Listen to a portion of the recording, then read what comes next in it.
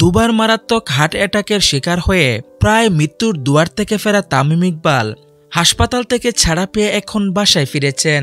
দুদিন আগে সাভার থেকে ঢাকার এভার কেয়ার হাসপাতালে নেওয়া হয়েছিল তাকে।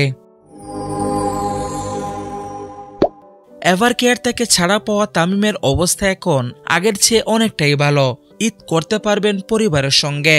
তামিম ইকবাল ভর্তি হওয়ার পর এভার কেয়ার হাসপাতালের দুই চিকিৎসক গত 27শে মার্চ তার শরীরের অবস্থা জানাতে সংবাদ সম্মেলন করেছিলেন।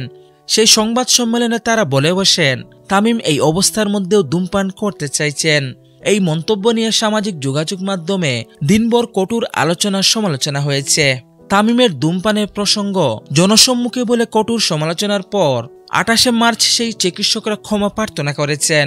প্রফেসর শাহাবুদ্দিন তালুকদার বলেছেন, তামিমের শারীরিক অবস্থার বর্ণনা দিতে গিয়ে ধূমপানের প্রসঙ্গ চলে আসে। ধূমপান যে হৃদরোগের জন্য অত্যন্ত ঝুঁকিপূর্ণ তা জানাতে গিয়ে ভুলবশত তামিমকে সম্পৃক্ত করার জন্য দুঃখিত। আমি আসলে ধূমপানটা হৃদরোগীদের জন্য অনেক ঝুঁকিপূর্ণ বলে বোঝাতে গিয়ে তামিমকে জড়িয়ে ফেলেছিলাম।